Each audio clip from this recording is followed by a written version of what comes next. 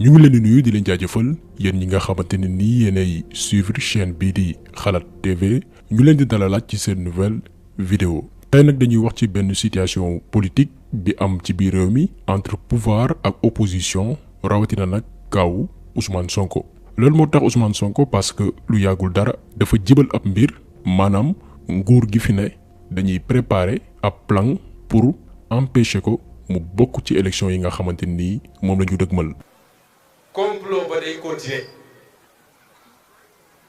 te am na beneen niveau boo xam ne ma ngay door nag ajjuma bii ci assemblée nationale dina commencer assemblée dem tribunal delluwaat assemblée ñëwaat tribunal parce que seen bëgg yépp mooy lu ñuy def ba am lu ñu tiiñal Ousmane Sonko yàq casier ba pare ne mënatul dem élection foofu lañ ci toll. te kenn rek nag mooy responsable bi waaye comme ñëwewul Ousmane Sonko moom day laqatu ci gannaaw ay député xam ngeen ki may wax. donc yéen a ko déggandoo kàddu Ousmane Sonko yi loolu tax ñu def ci ab jàngat bu yaatu ci ndax gouvernement bi fi nekk dafa bëgg a tëj kii di Ousmane Sonko wala déet. beneen laaj bi di est-ce que mën nañ ko empêcher mu présenter wu ci élection yu ñu dëgmal moo xam local wala présidentielle.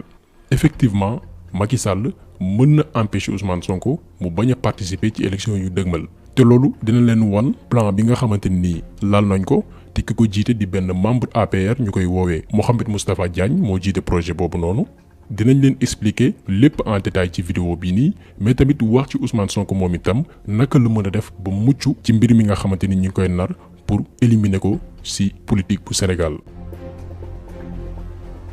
Ousmane Sonko nag bi muy yëkkati ay kàddu di xamle ni nguuru Macky Sall ñu ngi koy waajal ab coup pour tëj ko kaso ci kaawu Mamour Diallo bi la doon wax ak 94 milliards yi. cas boobu moom yaakaar naa ni wax nañ ci lu bari d'ailleurs partagé woon nañ fa ab vidéo boo xamante nii moo gën explicite ak ay détails naka la nit ñi nga xamante ni tuumaal na lañ ci contourner li nga xam ne mooy loi bi jalgati ko pour teg loxo suufu jàmbur loolu lépp bu ngeen seeti suñu vidéo yi am na ci benn numéro boo xamante ni moo détaillé loolu lépp. mais tamit jàpp nañ ni ci mbir mi Ousmane Sonko bu maintenir lépp li nga xamante ni waxoon na ko ni am na ko ci ay preuves Macky Sall mënu ko sàkkal pexe ba tëjlu ko. maanaam bu ñu ibbee procès Sonko prouver lépp lu mu jibaloon ci ay kàddu bu tëddee mën na nelaw ba yandoor. lu tax ñu wax loolu parce que dafa amoon ci benn meeting am mu waxoon ni jot na ay documents yuy firndeel virement bancaire yi nga xam ne def nañ ko ak bépp détail transaction kaawu Mamour Diallo bi. man maa ko bind teg ci taabalam depuis mois de mai ba tey ñu ngi mois de janvier dama ne su matee liñ koy doyee na ubbi dossier bi dinaa ko wax ban banque la ñu defee li ñuy def ban banque moo fay 46 milliards yi dinaa ko jox numéro compte bancaire yi dinaa ko jox libellé yi. donc jàpp nañ ni bisu procès bi Ousmane Sonko bu génnee bépp document yi nga xamante ni nee na am na ko te muy dëggal que ni kaw Mamour Diallo bi dañoo luubal warul am lu muy tiit parce que yoon mënul jaar fenn pour tëjlu ko parce que pour sànq nit tëjlu ko kaso il faut que mu am ay chef d'accusation ñu ne kat nit kii lii ak lii lañ koy toppee loolu kese la ñu mën a def pour tëj Ousmane Sonko. mais par contre bu fekkee ni Mamour Diallo porté na plainte et que bisu procès bi juge bi laaj Ousmane Sonko ana ay preuve am ana preuve yi nga waxoon ni yor nga ko ci ay virement bancaire te wanewul benn firnde dans ce cas Mamour Diallo mooy nekk ci position bu favorable moom mooy am pouvoir pour tëjlu Ousmane Sonko parce que mun na ko topp pour diffamation article 258 bu suñu code pénal bu Sénégal mun na ko topp moom Ousmane Sonko te sax mun nañ ko tëj ñeenti weer jàpp ñaari atu kaso rax ci dolli ab amende bu 200 000 jàpp 1 500 000 francs yu mu war a fay pour ñu sukkandikoo ci article 259 bu code pénal bu Sénégal. donc ci cas boobu noonu muy affaire Mamour Diallo bi jàpp nañu Ousmane Sonko mun na bañ a tiit su fekkee ni mën na firndeel dëggal preuve yi nga xamante ni nee na yor na ko ci mbir moomee. mais mbir bi ñuy laaj kay mooy kañ la procès bi di ibbi parce que nit ki nga xamante ni moom la ñu tuumaal muy Mamour Diallo ba léegi dafa lànk ni du porter plainte alors que loolu moo gënoon gaaw le fait que tey ñu jaar assemblée nationale naan enquête parlementaire loolu lépp amul benn sens loolu diversion la dañu bëgg rek nelawal nit ñi te waxoon nañ ko te dañ koy baamtuwaat tey. Mamour Diallo ak avocat yi nañu porter plainte pour que nag sénégalais yi xam mbir yi fan la féetee mais tamit li ñu war a laaj mooy est-ce que newul ni le fait que ñoom ñu jaar assemblée nationale ñoom waa Benno Bokk Yaakaar nguuru Macky Sall le fait que ñu jaar assemblée nationale nekkul pour yéexal dossier bi pour que ñu mën a régler mbir yi nga xamante ni làkku na ci suuf le temps que ñuy xaar procès bi ab laaj la parce que ci réew mi am na cas yu gën a garaaw pétrole bi feeru Falémé bi kaaw kuddu bi ak ay yeneen dossier mais assemblée nationale musul def enquête parlementaire pour que ñu leeral mbir yooyee topp nit ñu ci tuumaal mais kaawu Mamour Diallo bi seetlu nañ ni dañu jël seen temps organiser enquête parlementaire te defuñu ko ci yeneen dossiers yi donc loolu xel mun na ñaaw que ni am na lu ñuy waajal ci suuf pour nëbb ay mbir le temps que Mamour Diallo di porter plainte pour que benn trace bañ a mën a feeñ loolu ab njortu la. donc ci kaawu Mamour Diallo bi nguuru Macky Sall mënuñu ci jaar pour tëj Ousmane Sonko wala empêcher ko mu présenter wu ci prochaine élection yi nga xamante ni mi ngi ñëw bu dee ni moom Ousmane Sonko lépp lu mu jibaloon ci kàddu prouvé na ko dëggal na ko ak ay documents yu leer donc ñun gëmuñu ni mën nañ jaar foofu noonu pour sàkkal ko pexe mais par contre li wóor te leer mooy am na benn plan boo xamante ni nii instant yi ñu ngi koy tëgg di ko nas pour éliminer Ousmane Sonko ci langum politique bu Sénégal. projet bi ki koy jiite benn APRiste la bu ñuy woowee Mohamed Moustapha Diagne moom mooy président wu cellule APR bi ñuy woowee synergie républicaine. musuñu fal koo xamante ne bile dañ ko condamné ndax dañ ko joxoon ay li ñuy wax information maanaam ay xibaaru réew mi mu dem mu jaay ko wala mu jox ko journaliste yi wala daal mu diffuser ko. ndax loolu loi bi da koy tere ndax léegi li xew mooy damay nekk fonctionnaire liggéey finance baa ma liggéey éducation xam lu bari ci état bi daal di woote conférence de presse def sama turu parti fas yéene ci information état bi ma def sama promotion parti ne wax ni man lanceur d'alerte la mais loolu lanceur d'alerte te bu ñu xoolee Sénégal ak li ko wër li ñuy wax géopolitique pays yi nga xamante ne am problème pétrole yëpp tàkk nañu yu ci bëri loolu tax na ba bu ñuy fal président de la république léegi gaa danañ ko xool waaye léegi war nañ ko xoolaat te damay wax ni réew mii bu fekkante ne bi léegi ku nekk fa nga nekk la nga xam wax ko wala la nga xamal nit ñi wax ko léegi réew mi tas du Ousmane Sonko rek wax ni daal li ñu proposé ci kanam tuuti sama xarit yi boo gisee ma indi leen dama bëgg ñu def benn équipe wu ànd ak ay juriste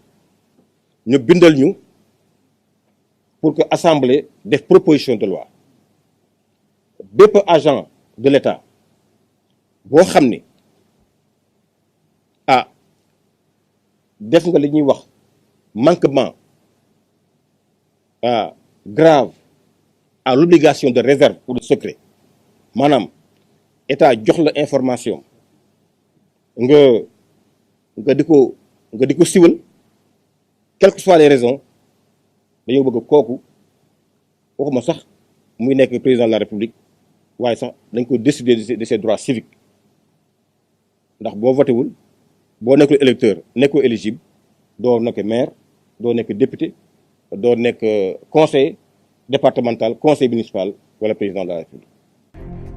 donc ñun ñëpp dégg nañ ko dañu préférer bàyyi leen ngeen déglu ko pour que ngeen comprendre ñoom lan lañ namm def lan lañ nas nar ko jaarle ci yoon.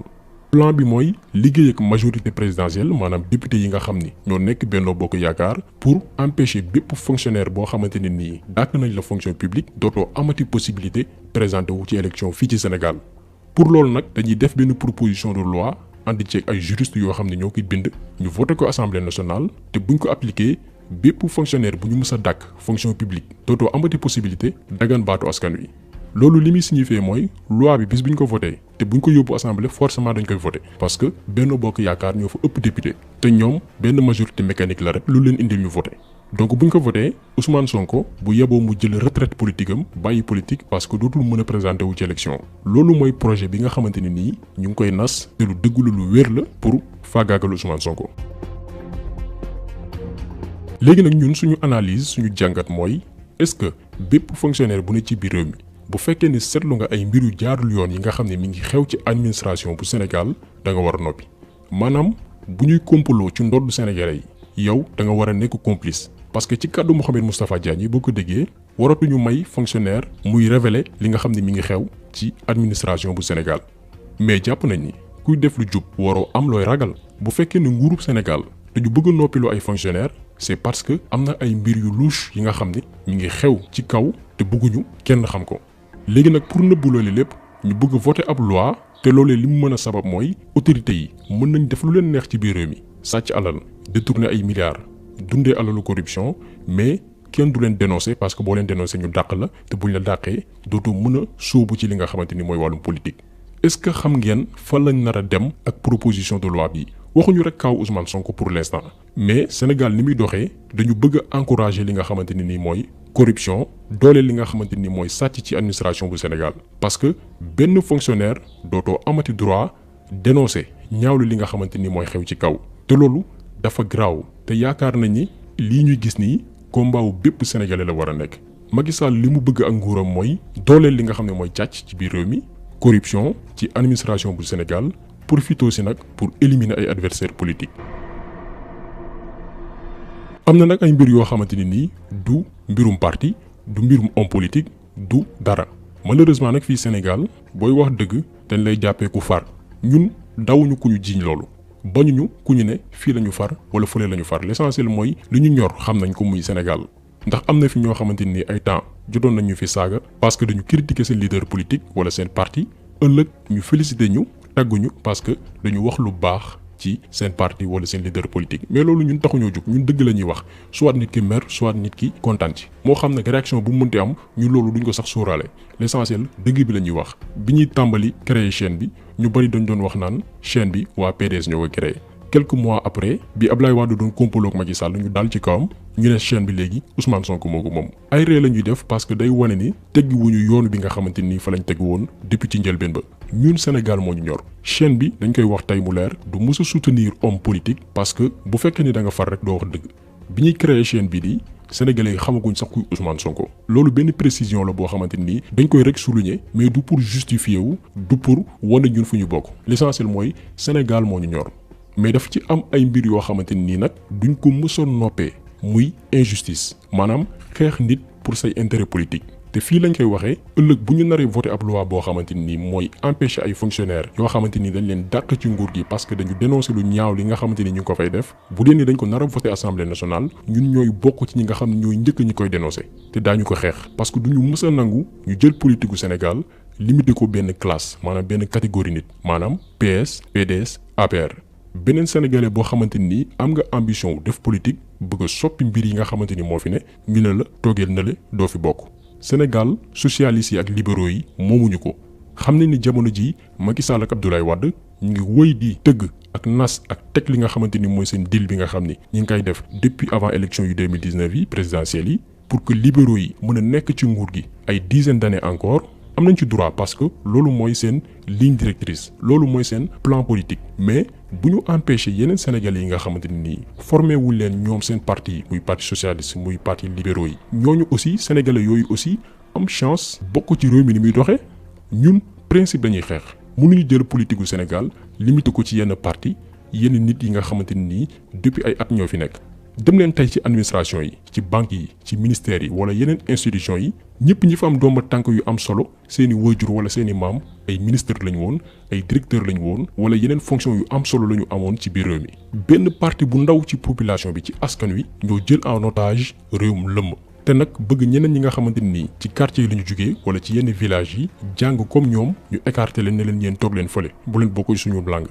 loolu la ñu ne du fi amee te dinañ ko xeex affaire bi du mbirum Ousmane Sonko mais benn parti ci askan wi la ñu bëgg a jël noot leen limiter leen ne leen yéen seen wàll ci réew mi jaay ak jënd la simple salarié mindaanu wala manebar wala jàngale alxuraan wala waaraate kese yéen loolu mooy seen activité bàyyi leen ñoog réew mi ni muy doxee. même boo jàngee ba yëyi kayit moo xam alxuraan nga jàng moo xam ci école tubaab yi nga génnee mais boo bokkul ci benn classe politique wala ci benn classe sociale ñi nga xam ne ñooy jiite réew mi depuis ay at ñu ne la yow doo bokk ci réew mi ni ñu koy gouverner il faut que nag askan boobee taxaw temm ne liy doxal réew mi ci la ñuy bokk loolu tey mooy principe bu suñu xeex parce que dañu bëgg a éliminer benn partie ci askan wi nga xamante ne nii rampe nañ ba bëgg a yegg à un certain niveau bokk fi ñuy décider bokk ci ñi nga xam ñooy nasat noo ci biir réew mi ñu ne leen yéen doo leen ci bokk parce que duñu ay libéral duñu ay socialiste duñu ay communiste loolu nag la ñu ne dinañ ko xeex ba suñu dernière énergie.